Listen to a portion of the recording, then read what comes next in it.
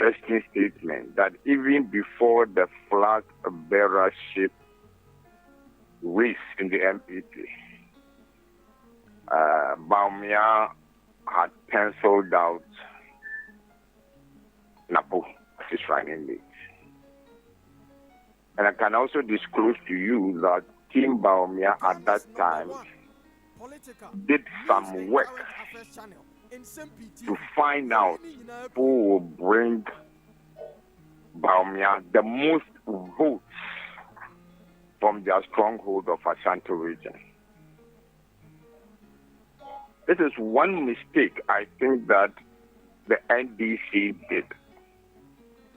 In potentially close elections,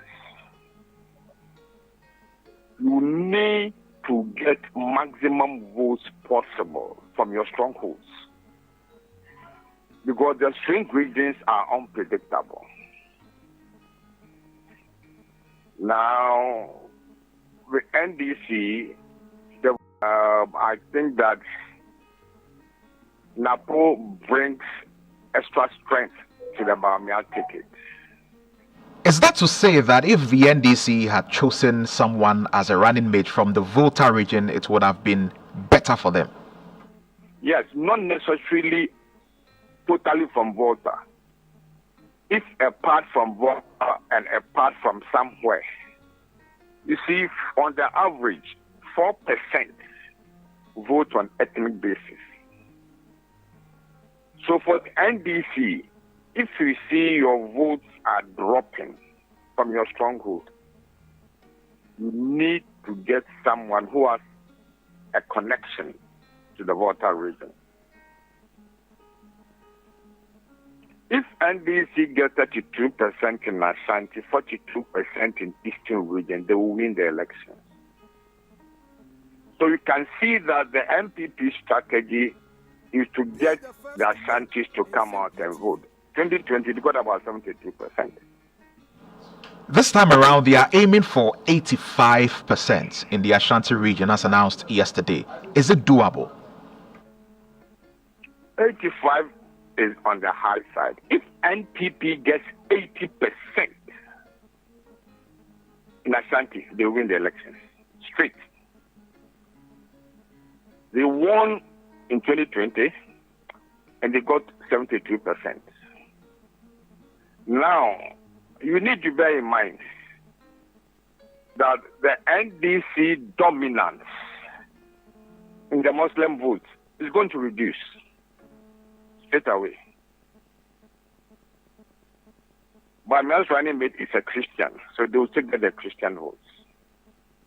But the NDC control their dominance. If they were getting about 75-80%, I believe that this year the Muslim votes will be split down the line. And then I believe the NPP will get, no, 85 is too high. Because you need to bear in mind that they will get some, the NDC will get some Muslim votes in Ashanti. They will get some Voltarian votes in the Ashanti region. But if they get 80, then you have got the swing regions cannot be relied on. Greater Accra Central, you can't rely on them. So you have to secure. So, I mean, these elections, I'm sure until October, November, you will never know where it's going. But it's going to be interesting. I mean, that I think is a tactical mistake, strategic mistake that the NDC did in the selection of the running mate. I mean, in 2000, the late Professor Mose, may he rest in peace, he's from Central region, but then before beat him in Central. Mm-hmm. It tells you how swing Central is. So you can't take someone from Central region and bank your hopes that you get maximum votes from Central. You look, that is not a trend.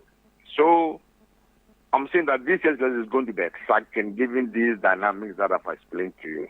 Now, statistically speaking, when you look at the trajectory of votes especially for the MPP since 1992, and how they've got their votes from the Ashanti region, statistically speaking. You already mentioned that the 85% is a bit on the high side, and if they're able to get 80%, it's a done deal for the NPP. But is it possible, statistically speaking, when you look at the trajectory? Is it possible? Well, I mean, if they won first round with 72, I mean, they say aim high. If they get 75, it's going to be interesting. Definitely, the NPP had an Eastern as a presidential candidate and had a Northerner as a running mate. This time, an Ashanti is the running mate. Already I've told you that the NPP votes in the North, which is traditionally an NDC stronghold, they've increased their votes over the last two elections by 10%. I'm not saying it's a done deal, but it's not going to work through the park for the two parties.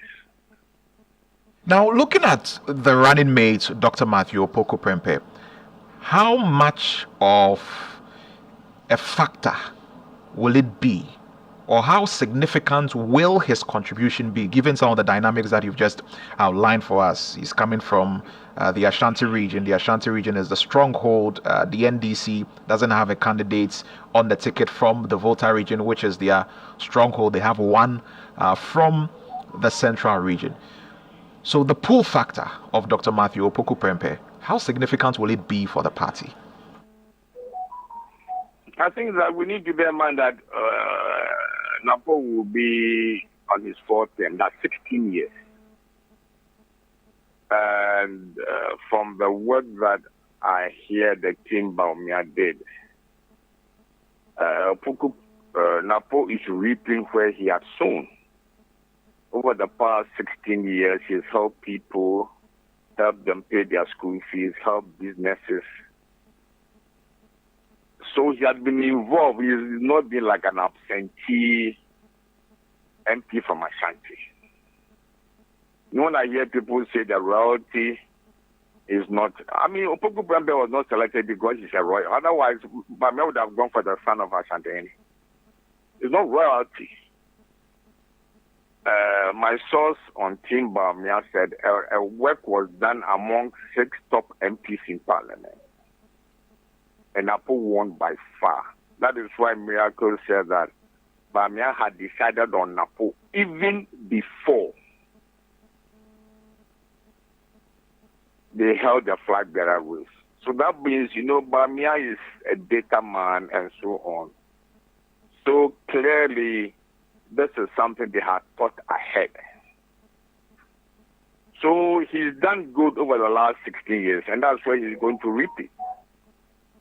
Now, looking at his national appeal, does he have it? Because, well, for the NPP and for the NPP grassroots, they love him. He's been able to do work. He has reaped where he's sown, as you put it. But for outside of the Ashanti region, for a national appeal, does Dr. Opoku Prempeh have it? Especially considering the commentary which is being run about him being arrogant, so to speak, a tag that has been put on him. Oh, I think that definitely you expect that the NDC will push that agenda to try and write him down. And given the nature the media is and so on, these things don't stick as much. Yes, to try and write him down and so on. I mean, the important point is, has Bamia been able to satisfy? I mean, definitely, if NDC, if MPP gets the 85% they are targeting, which I don't think is possible.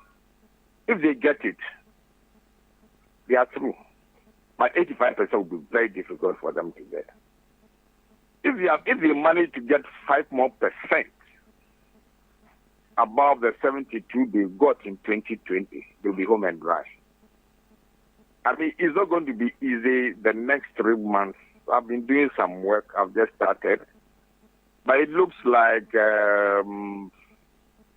August, September, October will be the decisive month where the swing voters will decide.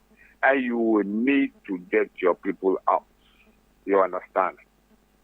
The work I had done so far, you can see that the NDC votes have been dropping because people in the Volta region don't kind of feel identified with the party. So you can see that the NDC's votes are dropping. Not that more people are voting for the MP, but people are not coming out to vote. That's why the percentage of their votes in Volta has been dropping.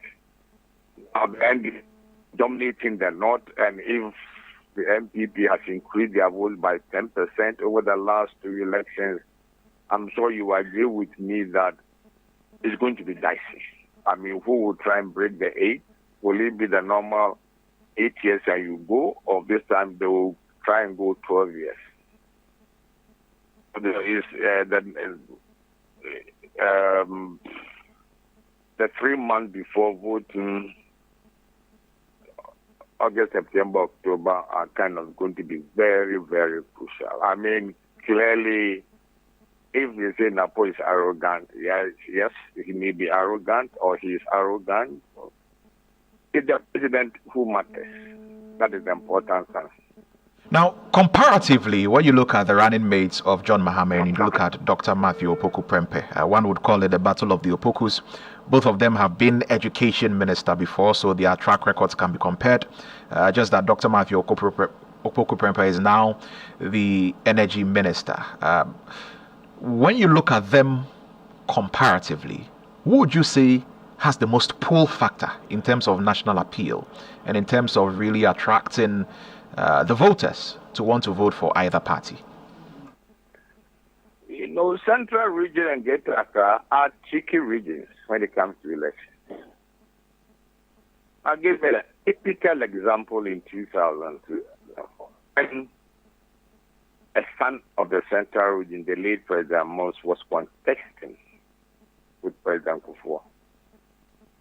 President Kufuor beat him in Central Region. It tells you straight. I mean, that's why Greater Accra are considered the swing regions, the kingmakers.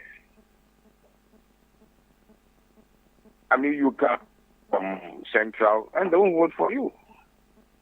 You know, yeah, the other ethnic groups within the Central Region, but the Central Region per se will not vote because Ashanti will be the president, and the Ghans will not vote for you because a Ghan will be the president. But for example, for the Ghans, there has never been a Ghan candidate on here. You know, I mean, for example, in the run-up to the selection, it was a matter of